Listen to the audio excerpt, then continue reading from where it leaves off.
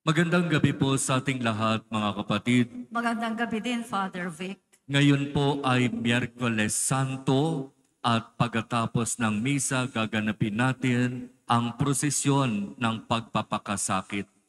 Pagpapaalaala sa atin sa kung ano ang nangyari sa ating Panginoon, paano ito nangyari at bakit ito nangyari. At sa Ebanghelyo, binibigyan tayo ng malinaw na kwento sa kung ano ang nangyari sa isa sa kanyang mga alagad ng pangalan Judas Iscariote. Alam nating lahat na itong 12 apostol na ito ay pinagdasalan, pinagnilayan, talagang halos inilapit ni Jesus sa Ama sa kanyang pananalangin bago niya ihayag ang kanyang napili na magiging 12 apostol. Pero ang isang magandang itanong, sa pagkakamali at sa pagtataksil ni Judas Iscariote, sa palagay po ba natin nagkamali si Jesus ng pagpili? Kasi kung tutuusin, ang daming pwedeng piliin. Meron siyang tinatawag na 72 disciples at bukod doon marami pa siyang halos naging tagasunod.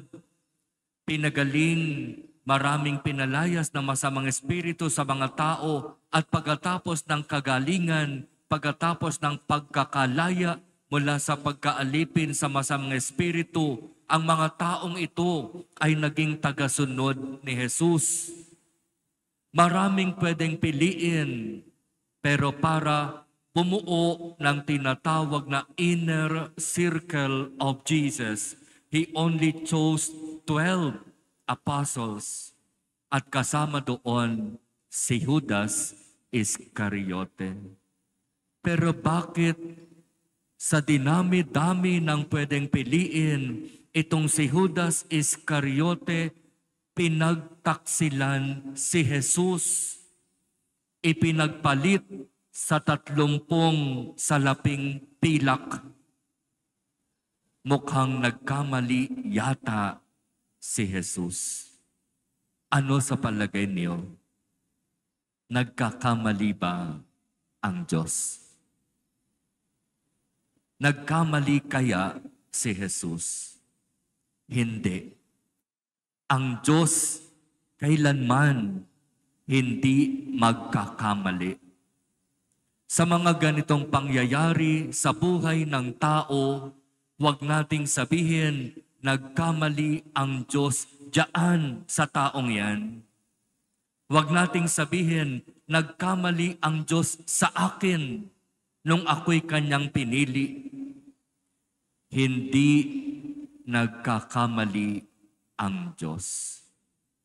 Nangyari na si Judas Iscariote ay nagtaksil sapagkat ginamit niya ang kanyang kalayaan na magpasya, na magdesisyon, na gumawa ng kung ano ang gusto niyang gawin. Iyon ang nangyari. Sapagkat malinaw, merong espesyal na regalo na ibinigay ang Diyos sa bawat isa sa atin na kailanman hindi niya pwedeng bawiin. Itong espesyal na regalo na ito ay ang kalayaan. Malaya tayong magdesisyon kung ano ang ating gagawin sa ating buhay.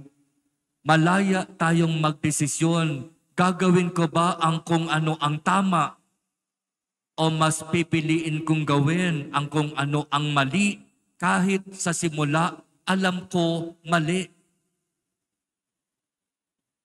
Kalayaan, iyan ang espesyal na regalo ng Diyos sa tao na kailanman hindi niya babawiin. Kaya nga sa ating buhay, di ba, malaya tayong magpasya. Magsisimba kaya ako? Ay, wag na lang. Malaya tayong magdesisyon. Magkukumpisal kaya ako ngayong mahal na araw? Ay, wag na lang. Kasi pag nagkumpisal ako, baka sasabihin na naman ng pari, hiwalayan mo yung kinakasama mo, hindi mo naman yan asawa eh. Kabit ka lang. Nagkakasala ka sa ginagawa mo. Yung lagi mong kasiping gabi-gabi, hindi mo naman yan asawa. Kapag magkukumpisal ka, sasabihin mo lahat yun. At kukonsensyahin ka ng sarili mong budhi. Kaya, hindi mo na ako magkukumpisal kasi hindi ako handa na tumalikod sa kasalanang kinaroroonan ko ngayon. Kalayaan. Hindi tayo pipilitin ng Diyos. Magkumpisal ka, kung hindi, sige ka. Babawiin ko lahat ng binigay ko sa iyo. Hindi ganon ang Diyos. Hindi mapaghiganti ang Diyos. Iginagalang niya ang kalayaan ng tao na magpasya. At ang pwede lamang niyang gawin, mag-intay kung kailan sasabihin ng tao, Lord, nagkasala ako sa iyo. Babalik na ako sa iyo.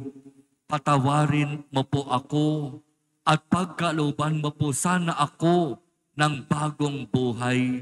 Gusto ko nang baguhin ang aking buhay, Panginoon. Tulungan mo po ako. Kapag ganyan yung magiging laman ng ating dasal, ang Diyos magkakandarapa pa para lapitan tayo, para puntahan tayo, para ihatid sa atin ang pagpapatawad at para bigyan tayo ng pagkakataon na muling baguhin ang ating sarili. Ganyan ang Diyos. Iginagalang niya ang kalayaan ng tao na magpasyan. Kaya napakapalad ng mga tao na ang kanilang kalayaan ay ginagamit nila para mas lumapit sila sa Diyos, makapagsikap na makasunod at makapaglingkod sa Diyos at makapagbigay ng sarili sa paglilingkod sa Diyos. Mapalad ka kapag ang biyayang iyan ay ibinigay ng Diyos sa iyo. Kaya sa ating pagdiriwang ng banal na misa ngayon, hingin natin sa Diyos ang biyaya na gamitin nawa natin ang ating kalayaan ng naaayon sa kalooban at kagustuhan ng Diyos. At huwag tayong magmalabis sa paggamit ng ating kalayaan. Si Judas Iscariote, mas pinairal niya ang kanyang paggamit ng kalayaan para lamang sa kanyang makasariling pangarap at ambisyon. Siya ay materyoso, makamundo, mukhang pera, ipinagpalit ang pakikipagrelasyon kay Jesus sa 30 salaping pilak. Ano ang ibibigay niyo sa akin kung tutulungan ko kayong madakip si Jesus? At ora mismo, binilangan siya 30 salaping pilak.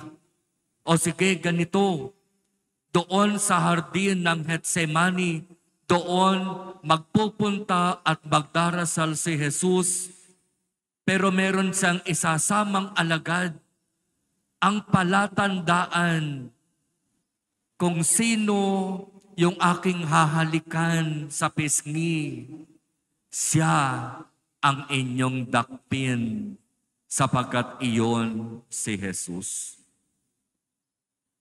Alam ni Judas Iscariote ang mga kilos at galaw ni Jesus. Alam ni Judas Iscariote ang schedule ni Jesus. Kasi nga, siya ay apostol kabilang sa inner circle ni Jesus, insider. Alam niya ang lahat tungkol kay Jesus, kaya madali sa kanya ang magbigay ng tip paano hulihin at dakpin si Jesus. Kaya nga, ang tawag kay Judas Iscariote, taksil. Binaliwala niya yung magandang pagsasamahan, yung pagkakaibigan, yung pagtuturingan bilang magkakapatid. Binaliwala niya yung tiwala ni Jesus na binigay sa kanya para lamang sa kanyang pansariling ambisyon. At marami sa atin, minsan katulad ni Judas Iscariote. Makasarili, walang ibang iniisip kundi yung sarili lamang. Kahit sa relasyon ng magkakapatid, sa relasyon sa pamilya, sa relasyon sa magsasamahan, sa magkakaibigan, ang pinakamasakit na pwedeng mangyari, yung isa sa miyembro ng pamilya, ng samahan, ng grupo, magtaksil. At napakatinding sakit ang idinudulot sa atin kapag mayroon tayong kapatid o kasama na nagtaksil. At naranasan yan ng ating Panginoon. Kaya ipagkaloob nawa ng Diyos sa atin ang biyaya na maging tapat, maging totoo sa ating pagsisikap na makasunod at makapaglingkod sa Diyos. Huwag nating tularan ang halimbawa ni Judas Iscariote. Sa 12 apostol, siya ang hindi naging santo na kinilala ng simbahan. Sa 12 apostol, siya ang nagkasala at hindi na nakabalik sa biyaya at pagpapala ng Diyos. Nagkasala siya ng napakatindi at para sa kanya, walang kapatawaran ang ginawa niyang pagkakasala. Talagang para sa kanya, malinaw na kaparusahan ang katapat ng kanyang ginawa. Kaya mas pinili pa niya ang kunin ang kanyang sariling buhay kaysa humingi ng tawad, magsisi at mabigyan ng pangalawang pagkakataon para mabuhay. Bukas, Huwebes Santo, simula na ng ating tinatawag na Paschal Triduum. 3 mahahalagang araw para paghandaan at salubungin ang tagumpay ni Jesus sa kanyang muling pagkabuhay. 3 magkakasunod na araw tayong magninilay, magsasakripisyo, magdarasal.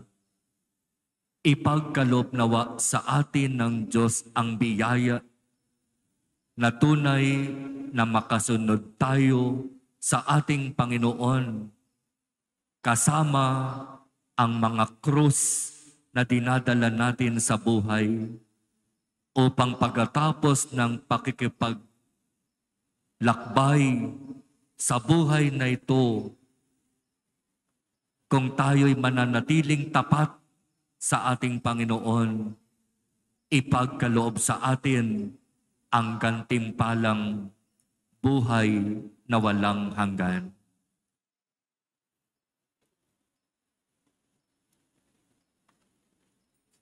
Amen.